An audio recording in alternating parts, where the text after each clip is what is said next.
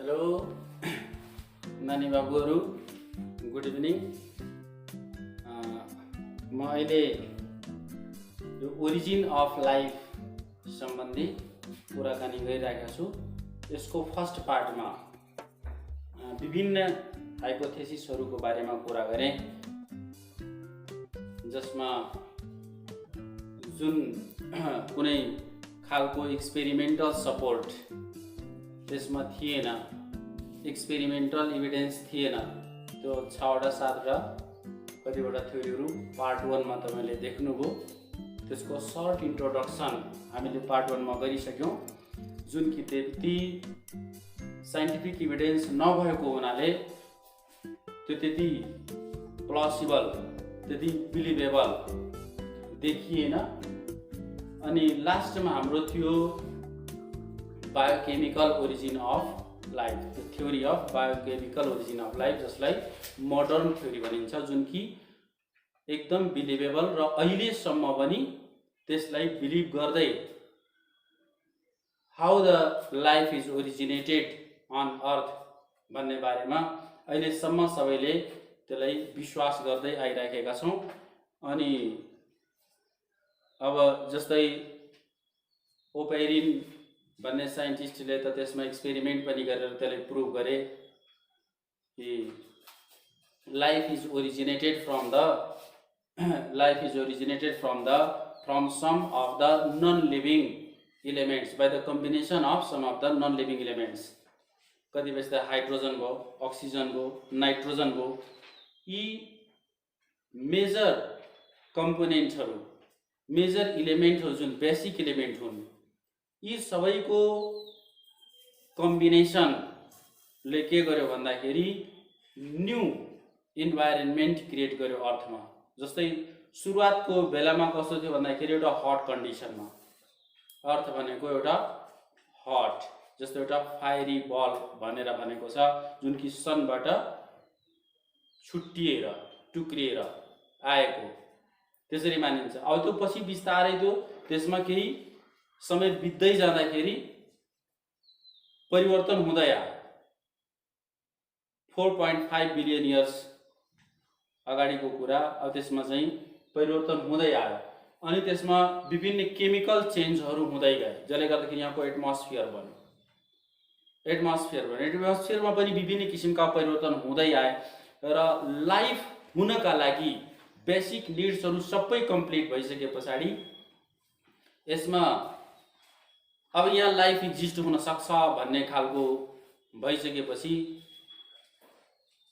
अब के कसरी फर्स्ट सेल निर्माण भयो, how the first cell is originated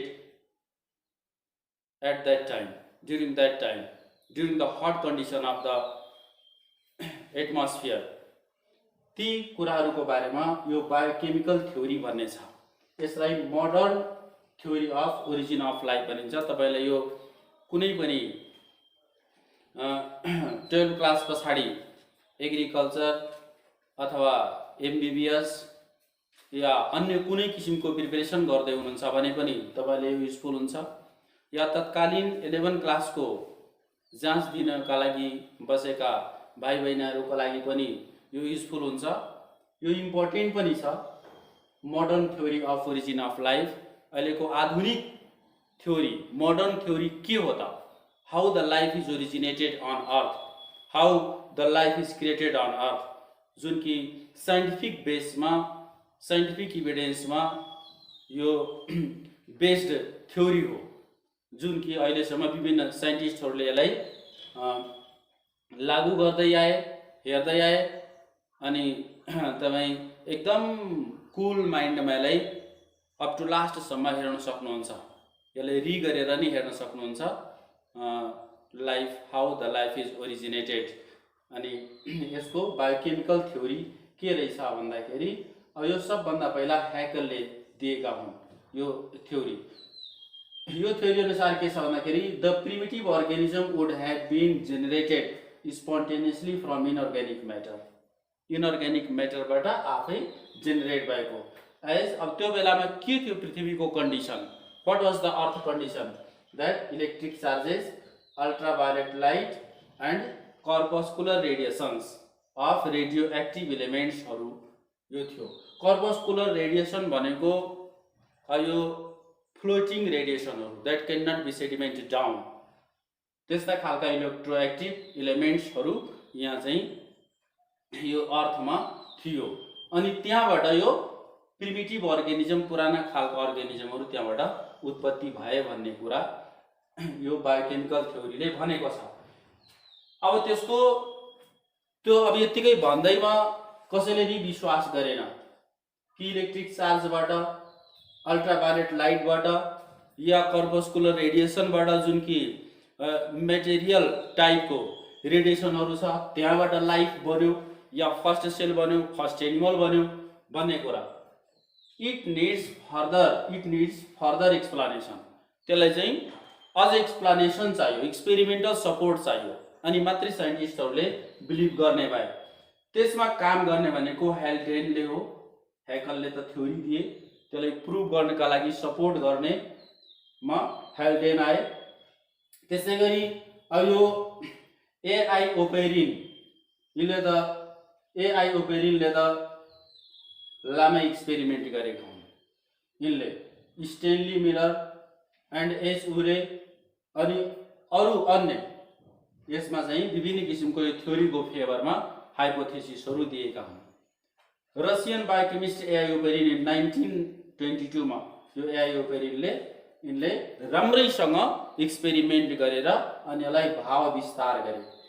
यसलाई biochemical theory of origin of life, how the life was originated on earth भन्ने कुरा। अब के रहेछ त यसको पहिलाको यो अर्थको starting, origin of earth and it's primitive atmosphere, पुरानो एटमोस्फियर कस्तो थियो त्यसको बारेमा के मानिन्छ भन्दाखेरि it is originated about 4.6 billion years ago. हामीले कहीँ 4.5 बिलियन 4.6 बिलियन एउटै कुरा। त्यसै गरी यो फायरी स्पाइनिङ बल थियो, हट ग्यास, भेपर्स, इलिमेन्टका भेपरहरू, यो सबै मेल्टिङ स्टेजमा as the earth was in very hot condition, so the elements and other components were in melting or in vaporized form, so the earth was fiery spinning. त्यसै गरी gradually बिस्तारै के हुँदै hundreds of millions of years gases condense, बिस्तारै चाहिँ समय बित्दै जाँदाखेरि त्यो ग्यासहरू कन्डेन्स हुँदै लिक्विफाई हुँदै गए। त्यस पछाडि हेभी इलिमेन्ट्स लाइक जस्तै आइरन भयो, निकल भयो, यो सबै हेभी इलिमेन्ट्स मानिन्छ। पेरियोडिक टेबलमा पनि हामीले यिनको पोजिसन हेर्न सक्छौँ। आइरन एन्ड निकल they settled in the centre. त्यसपछि यिनीहरू के भयो भन्दाखेरि कोरमा, पृथ्वीको कोरमा बढी। सो अहिले पनि हामीले जस्तै भल्कनो इरप्सन हुँदाखेरि यो अन्य कुरा हुँदाखेरि यो आइरनहरू, निकलहरूको क्वान्टिटी अलि बढी नै देखिन्छ भनेको the earth core was found by these heavy elements. यो कोरमा सेडिमेन्ट भएर बस्न गयो। पृथ्वीको स्ट्रक्चर त्यसरी हो। अब जुन हल्का खालका लाइट इलिमेन्ट्सहरू थिए जस्तै यहाँ हिलियम भयो, hydrogen, oxygen, nitrogen, carbon, helium, hydrogen, oxygen, यिनीहरू त एकदम लाइट इलिमेन्ट भए। यिनीहरू they found as floating in the atmosphere. एटमोस्फियरमा यो यतिकै रहने भयो। अब हाई टेम्परेचरमा यी सबै कम्बाइन भएर, यी कम्पोनेन्ट्सहरू कम्बाइन भए, हिलियम, हाइड्रोजन अनि त्यस्तै गरी नाइट्रोजन, अक्सिजनहरू यी सब कम्बाइन भएर यसले कार्बाइड्स बनायो, नाइट्राइड्स बनायो, त्यसै गरी अक्साइड्सहरू बने। यी कम्पोनेन्ट्सहरू बन्न गयो। यसबाट टाइम बित्दै जाँदाखेरि as time went temperature came down, gases liquefied. त्यो चिसिँदै जाँदाखेरि के भयो भन्दाखेरि ग्यासहरू सबै लिक्विफाइड हुँदै गयो। अब त्यही कुरालाई अझै पनि जस्तै अब यो कन्डिसनको यहाँ हामीले यो फिगरमा हेर्न सक्छौँ। स्थिति यस्तो थियो, यो वाटर होल्ड नै हुन नसक्ने। जब यो हट कन्डिसनमा भयो भनेपछि तुरुन्तै पृथ्वीमा पानी पऱ्यो, सबै भेपराइज फर्ममा, अनि त्यस पछाडि तुरुन्तै त्यो भेपराइज भएर एटमोस्फियरमा आइहाल्ने, वाटर होल्ड नहुन सक्ने। बिस्तारै जब कुलिङ स्टेज हुँदै गयो अनि वाटर चाहिँ होल्डिङ स्टेजमा आयो, यो वाटर भेपरको फर्ममा एटमोस्फियरमा। त्यसै गरी यो मिथेनहरू, अमोनियाहरू, मिथेनमै पनि हामीले यहाँ कार्बन र हाइड्रोजन हेर्न सक्छौँ जुन कि यो हल्को ग्यासहरूको कम्बिनेसनबाट बनेको। नाइट्रोजन र हाइड्रोजन अमोनिया भन्यो, यो पनि हल्को ग्यासहरू कम्बिनेसन हाइड्रोजन ग्यासहरू, यी सबै थुप्रै मात्रामा अत्यधिक मात्रामा एटमोस्फियरमा थियो। त्यसै गरी भल्केनोबाट पनि निस्किने ग्यासहरू तिनी नै हुन्। कार्बन डाइअक्साइड भयो, वाटर भेपरको फर्ममा छँदै थियो, हाइड्रोजन भयो, हिलियम भयो, यी सबै नाइट्रोजनहरू कार्बन डाइअक्साइडहरू यी सबै त्यसमा भयो। जुन कि वाटर भेपरको रूपमा हुन्थ्यो, हट कन्डिसनमा त्यो क्लाउड बन्यो अनि फेरि कन्डेन्स्ड भएर लिक्विफाई भएर रेनफल भएर अर्थमा आयो। अब त्यसका कुराहरू त्यही सबै यहाँ लेखेको छ। अब त्यसको कुलिङ हुँदाखेरि स्टिम चाहिँ कन्डेन्स भएर वाटरफल हो, earth became cool enough to hold water. अब त्यो पटक पटक पानी परिरहँदाखेरि अर्थ कुल हुँदै हुँदै गयो अनि त्यस पछाडि अब यो खोला नदी नाला इत्यादि वाटर होल्ड गर्ने क्यापेसिटी अर्थमा भयो। Ammonia, methane, mineral and salts यी सबै चाहिँ वाटरमा डिजल्भ भयो। साल्टहरू मिनरलहरू डिजल्भ भएको हुनाले यो ओसेनिक वाटर मेराइन वाटर चाहिँ साल्टी हुन गयो। अब विभिन्न पटक पटकमा त्यो नरम स्थिति थियो पृथ्वीको, यस्तै कडा खालका चट्टानहरू नभए हुने, different types of hard rocks were absent in at that time.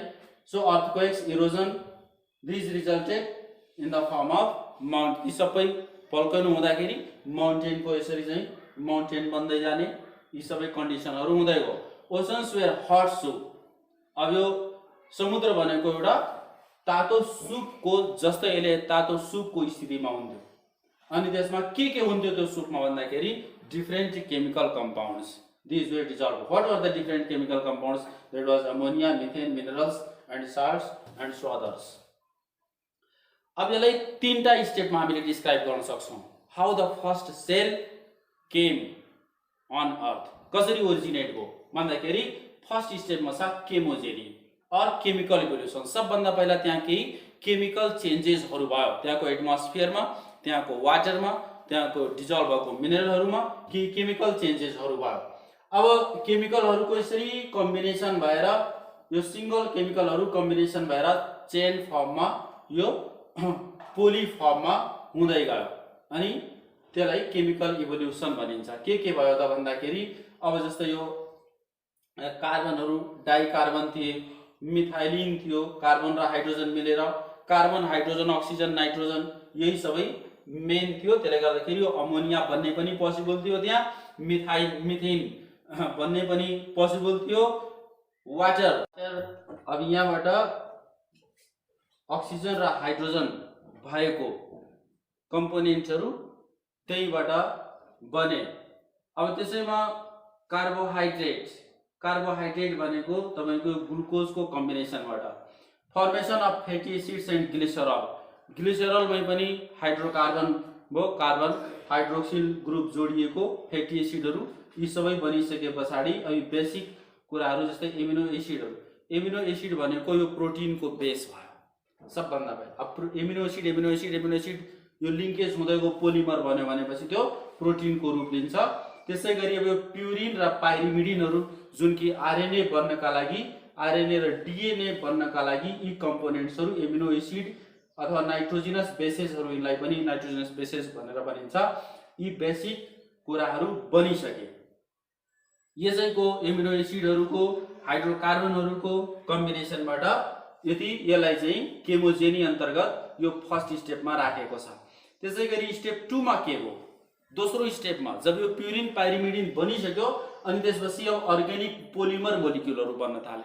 Polymer भनेको अब यो सानो सानो चेन जोड्दै गएर लामो चेन बन्ने।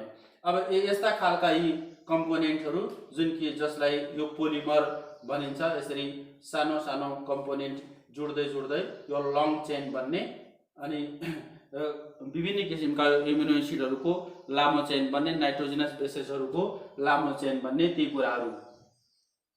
This include synthesis of polysaccharides. अब त्यसले के गर्यो भन्दाखेरि पोलिसेक्राइड बनायो, प्रोटिन्स बनायो and nucleic acid by polymerisation. त्यो जुड्दै जाँदाखेरि त्यहाँ न्युक्लिक एसिडहरू बने र त्यो न्युक्लिक एसिडहरूको पोलिमराइजेसन भयो, फर्मेसन अफ प्रोटिन्स। अब त्यस पछाडि प्रोटिन कसरी बन्यो त? त्यो न्युक्लिक एसिडहरूको पोलिमराइज भए पछाडि प्रोटिनहरूको अब protein sugar molecules combined to form polysaccharides. सुगरका अब जस्तै यो पोलिसेक्राइड, मोनोसेक्राइड, डाइसेक्राइड र पोलिसेक्राइडका कुरा हुन्छ। ती सबैमा मोनोसेक्राइड गरी अब दुईवटा मोनोसेक्राइड जुटेपछि डाइसेक्राइड हो। त्यस्ता डाइसेक्राइडमा फेरि अर्को मोनोसेक्राइड या अन्य विभिन्न सुगर कम्पोनेन्ट्सहरू जुट्दै जाँदाखेरि त्यो पोलिसेक्राइडको रूप लियो। अनि त्यस पछाडि अब एमिनो एसिडहरू प्रोटिन फर्मेसनको लागि त्यो पनि बेसिक कुरा हो। अब त्यसले एमिनो एसिडहरू लिङ्क्ड हुँदै गयो, जुट्दै गयो भनेपछि त्यसले पोलिपेप्टाइड बनायो। अनि त्यस पछाडि फाइनली पोलिपेप्टाइडहरू जुट्दै जाँदाखेरि प्रोटिन्स बन्यो। अब न्युक्लिक एसिड कसरी बन्यो भन्दाखेरि न्युक्लियोटाइड्सहरूको जुट्दै हो। न्युक्लियोटाइड जस्तै त्यो साइक्लिक पेन्टोज सुगरहरू जसलाई न्युक्लियोसाइड्स भनेको छ विथ फस्फेट बन्ड। अनि त्यस पछाडि त्यसको पोलिमराइज भएपछि न्युक्लिक एसिड बन्यो। अनि न्युक्लिक एसिड भनेको अब यो आरएनए वा डिएनए को यो चाहिँ बेसिक रूप हो न्युक्लिक एसिड, जसबाट अब यो क्रोमोजोम बन्ने, डिएनए बन्नेतिर यो यस्तो खालको चेन्ज हो। Certain polynucleotides developed into genetic code and improves the quality of gene. अब त्यो पोलिन्युक्लियोटाइड्सहरू त्यसमा विकास हुँदै जाँदाखेरि त्यसले क्यारेक्टर बोक्न सक्ने टु द कमिङ जेनेरेसन यसले क्यापेसिटी राख्यो। अनि त्यसले जिनको क्वालिटीलाई सुधार्ने। स्टेप 3 मा के हो? Formation of nucleo proteins. यसले न्युक्लियो प्रोटिनहरू कसरी बने भन्दाखेरि अब यो तरिकाले न्युक्लियो प्रोटिनहरू बन्दै गयो।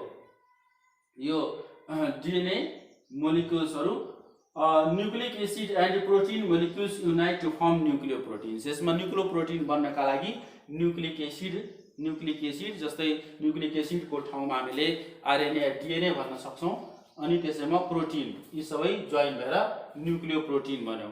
अब त्यस्तै गरी अब ठुला ठुला मोलिक्युलहरू जुन थिए जसलाई म्याक्रो मोलिक्युल्स भनेको छ, न्युक्लियो प्रोटिन्स वेयर फर्म, त्यसको एग्रिगेसन कम्बिनेसन भएर न्युक्लियो प्रोटिन्स रिजेम्बल प्रोटोराइबोसोम्स। ती न्युक्लियो प्रोटिनको similar in structure and in function to त्यो राइबोसोम, प्रोटोराइबोसोम पहिलाको राइबोसोमको जस्तै त्यसले स्ट्रक्चर र फङ्सन दिने। Others were comparable to protoviruses. अब एक खालको त प्रोटोराइबोसोम जस्तो बन्यो, अरू चाहिँ पुराना खालका भाइरसहरूको रूपमा त्यो डेभलप हुँदै गयो। त्यही आरएनए र डिएनए। अहिले पनि भाइरसहरू भनेको आरएनए र डिएनए कै फर्ममा यो रहेको हुन्छ, त्यसलाई प्रोटोभाइरस भन्छ। This nucleoproteins described as free living genes. अब तिनलाई चाहिँ न्युक्लियो प्रोटिनहरूलाई फ्री लिभिङ जिन भनिन्छ। Complex building molecules of living system is called chemical evolution of life. अब त्यस्तो खालको जुन लिभिङ सिस्टमको जुन त्यो केमिकलमा इभोल्युसन भयो, त्यो चेन्जेस आयो, त्यसलाई हामीले केमिकल इभोल्युसन अफ लाइफ भनिन्छ। यो 3टा स्टेपमा केमोजेनी हो।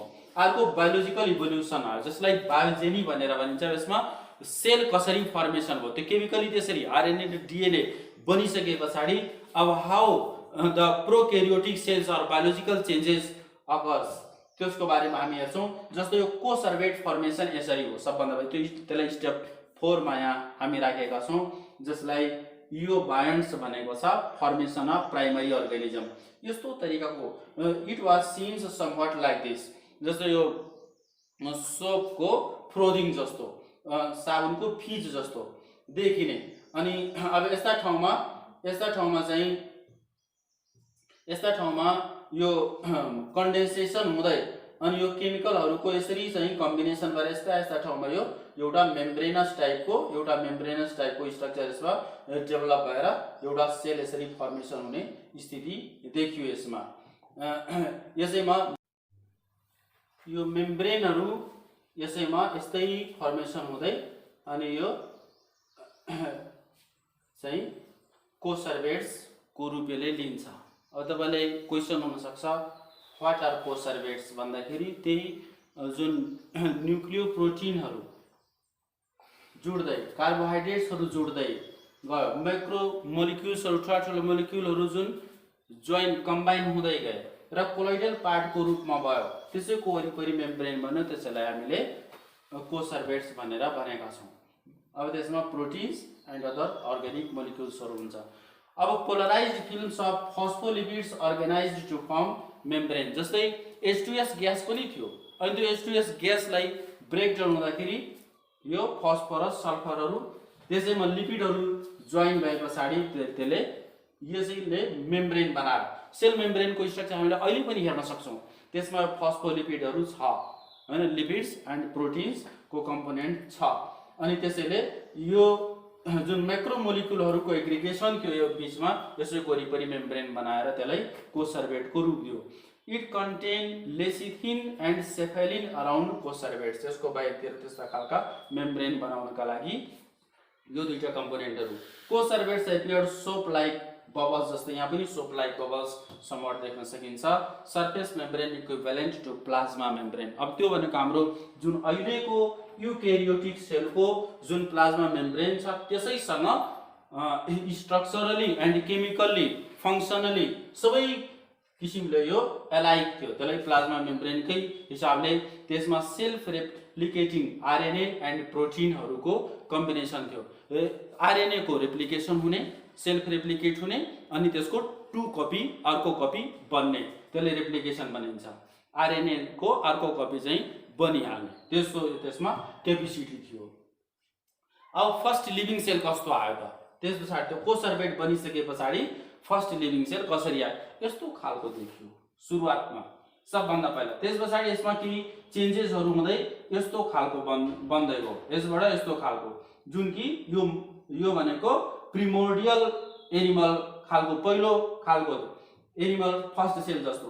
अब यसमा केही चेन्जेस आयो यस्तो भनेपछि अब यो somewhat it is looking like bacterial cell, जुन कि प्रोक्यारियोटिकको रूपमा। अब यसमा माइटोकोन्ड्रियाहरू, न्युक्लियर मेम्ब्रेनहरू इत्यादि डेभलप हुँदाखेरि यो यसरी स्टेप वाइज यो डेभलप हुँदै गएको र यो न्युक्लियर मेम्ब्रेन नहुँदासम्म यहाँसम्म यसलाई प्रोक्यारियोटिक र यसैमा न्युक्लियर मेम्ब्रेन फर्मेसन भइसके पछाडि यही युक्यारियोटिकको रूपमा वाटरमा यसरी चाहिँ चेन्ज माइन्युट चेन्ज हुनका लागि it may takes millions of years. सानो चेन्जेस हुनका लागि पनि त्यसले लामो समय लिने रहेछ इभोल्युसनको क्रममा। कोसर्भेट्स with न्युक्लियोप्रोटिन surrounded by nutrient sale. अब त्यो जुन कोसर्भेटमा न्युक्लियोप्रोटिनहरू थियो त्यो न्युट्रिएन्ट सेलबाट न्युट्रिसनबाट त्यो घेरियो यसरी बाहिरतिरबाट, जसले लिमिटिङ मेम्ब्रेन, यो फर्स्ट सेलको लिमिटिङ मेम्ब्रेन बनेको छ। त्यसमा अब सेल्फ रेप्लिकेसन, आफ्नै कपी बनाउने, एकको कपी अर्को बन्दै जाने, हो भाइरसको म्युटेसन भए जस्तै, अनि सेल्फ रेप्लिकेसन एन्ड म्युटेसन भइरहने, जिनको एग्रिगेसन भइरहने। त्यसै गरी it helps in the formation of प्रोटोब्याक्टेरिया।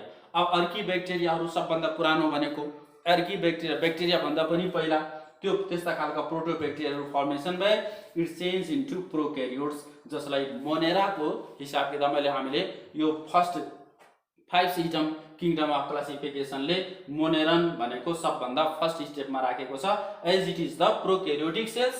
अनि त्यस पछाडि त्यसमा वेल डेभलप्ड न्युक्लियस छैन, it belongs to the moneran organisation. त्यसरी यो ब्याक्टेरिया त्यसैभित्र पर्ने हुन्छ। यसरी फर्स्ट सेलको डेभलपमेन्ट भयो।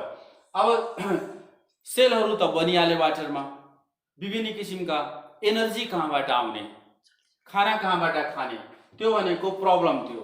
त्यो 3टा के अरे एउटा केमोहेटेरोट्रप्स, केमो अटोट्रप्स, एनारोबिक फोटोअटोट्रप्स, त्यसै गरी एरोबिक फोटोअटोट्रप्स गरेर 4 सोर्सेसबाट देयर वर 4 सोर्सेस। एउटा चाहिँ अब यो केमो हेटेरोट्रप्स भनेको अब यो कम्प्लेक्स अर्ग्यानिक न्युट्रिएन्ट्सबाट त्यसले केमिकल उसमा छँदै थियो सी वाटरमा, अनि डिजल्भ भएकै स्थितिमा थियो, अनि त्यहाँबाट कम्प्लेक्स अर्ग्यानिक न्युट्रिएन्ट्स त्यहाँबाट लिने र एनर्जी चलाउने। अर्को अटोट्रप्स, यहाँ केमो हेटेरोट्रप्स थियो केमिकल्ली सिन्थेसाइज गर्ने, केमो अटोट्रप्स भनेको यसले फर्मेन्टेसनबाट एनर्जी लिने, एनारोबिक ब्याक्टेरिया र इस्ट को जस्तै यसले एनारोबिक ब्याक्टेरिया छ फर्मेन्टेसन गर्ने, त्यसै फर्मेन्टेसनबाट एनर्जी लिने यो केमो अटोट्रप्स। त्यसै गरी एनारोबिक फोटो अटोट्रप्स कस्तो हो भन्दाखेरि यसमा अक्सिजन नहुने, अब क्लोरोफिल हुने। क्लोरोफिल त कार्बन डाइअक्साइडको हेल्पमा फुड प्रिपरेसन गर्छ, सोलर एनर्जी चाहियो, त्यसले हाइड्रोजन सल्फाइडलाई क्लिप टुक्राइदिने र एनर्जी त्यहाँबाट प्राप्त गर्ने, त्यसलाई एनारोबिक अक्सिजन नचाहिने खालको यो तर लाइट चाहिने फोटो अटोट्रप्स, यो क्लोरोफिलको हेल्पमा त्यसले खाना बनाउने त्यो हो। अर्को त्यो एरोबिक फोटो अटोट्रप्स जसले चाहिँ they synthesise carbohydrates by solar energy and release oxygen. अब यो साइडमा बाई प्रोडक्टको रूपमा अक्सिजन चाहिँ निकाल्ने।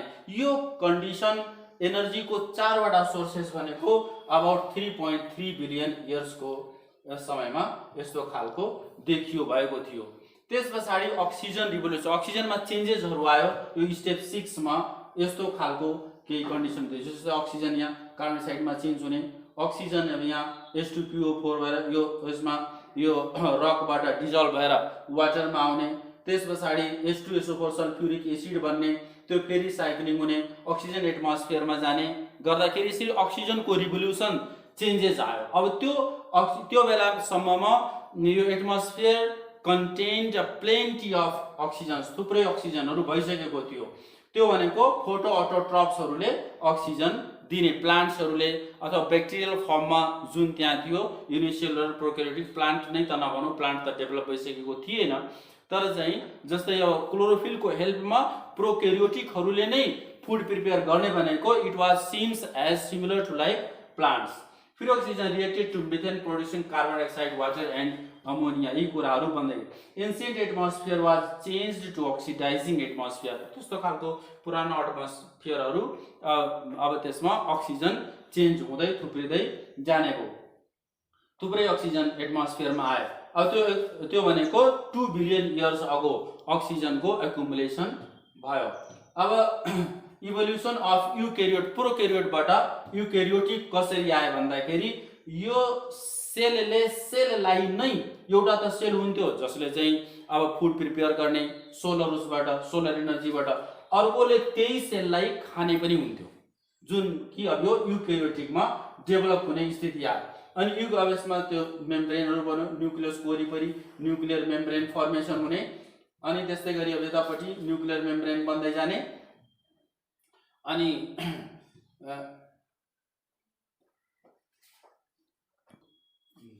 अब इभोल्युसन अफ युक्यारियोट्समा सिम्बायोटिक ओरिजिनबाट बने एउटा, जसमा anaerobic predators involve primitive aerobic bacteria, जो अक्सिजन चाहिने खालका ब्याक्टेरिया थिए, त्यसलाई चाहिँ एनारोबिकहरूले खाइहाल्ने। एनारोबिक भनेको that do not need oxygen, त्यसले चाहिँ एरोबिकलाई अक्सिजन चाहिनेलाई खाने हो एकअर्कोलाई। Such predators became the first eukaryotic cell. अब त्यस्ता खालका जुन एनारोबिकहरूले एरोबिकलाई जुन खाने भयो, अक्सिजन नचाहिनेले अक्सिजन चाहिनेहरूलाई जुन खाने हो, तिनीहरू भनेको फर्स्ट युक्यारियोट्स बन्यो। त्यस्ता प्रिडेटरहरूलाई अब the predators that engulf aerobic bacteria became animal cell, जसले एरोबिकलाई खाने हो तिनीहरू एनिमल सेलतिर लागे र युक्यारियोटिक सेल त्यसरी डेभलप भएको भन्ने कन्सेप्ट छ। Those captured bacteria and blue-green algae evolved into plant cell। अब जसले ब्याक्टेरियालाई खाने, ब्लू ग्रीन एल्गीलाई पनि खाने, त्यस्तो खालको हो, त्यो चाहिँ प्लान्ट सेलतिर लाग्यो। यसरी चाहिँ यसको डेभलपमेन्ट हो। अब विभिन्न सेलका अर्गेनेलहरू पनि कसरी डेभलप भए, सेलमा चाहिँ माइटोकन्ड्रिया भयो, गोल्गी कम्प्लेक्स भयो, इन्डोप्लाज्मिक रेटिकुलम भयो। त्यो भनेको इन्भेजिनेसन सेलभित्रै यस्तै यो मेम्ब्रेनको भित्र कटिङ हुने, अनि त्यस पछाडि अर्को पार्ट बनिहाल्ने। यो डिएनए यहाँ रेड पोर्सनले डिएनए देखाइरहेको छ। त्यसै गरी नयाँ यो सेल अर्गेनेलहरू यसरी फर्मेसन हुने, भित्र यसरी दस्दै दस्दै गयो, अनि टक यहाँबाट जुट्यो, यतापट्टि यो टुक्रिएर यसमा चाहिँ यो बन्न जाने हुन्छ। जस्तै यो भित्र इन्भेजिनेसन यो बढ्दै बढ्दै जाने, अनि यहाँबाट यो ट्याक यो मेम्ब्रेन फ्युज हुने, यहाँ फ्युज हुने, अनि यो भनेको एउटा अब न्युक्लियसको फर्मेसन हुने। यसरी चाहिँ नयाँ सेलको फर्मेसन, यो सेल अर्गेनेल्सहरूको फर्मेसन भयो र यसै अनुसार युक्यारियोटिकमा यो प्रोक्यारियोटिक चेन्ज हुँदै गयो। According to this view, organelles of eukaryotic cells have evolved by invagination, भित्रतिर यो धसिने प्रक्रिया, invagination of surface membrane of primitive prokaryotic cells. त्यो प्रोक्यारियोटिक सेलहरूको इन्भेजिनेसन हो, अनि सर्फेसमा नयाँ बन्दै गए। अब यति कुराहरू छ। यसमा चाहिँ यो सेल, फर्स्ट सेल, अनि त्यस पछाडि यो युकेरियोटिक सेल कसरी बन्दै गयो, how the first cell found on the earth, यस्ता कुराहरू तपाईँले यसलाई अब चाहनुहुन्छ रि गरेर हेर्न पनि सक्नुहुन्छ, अथवा कुनै स्लाइड यसमा तपाईँलाई इम्पोर्टेन्ट लाग्छ पोइन्ट्सहरू भने त्यसलाई पज गरेर भिडियोलाई स्क्रिनसट पनि लिन सक्नुहुन्छ। It may be useful for you. Thanks for watching. Thank you very much.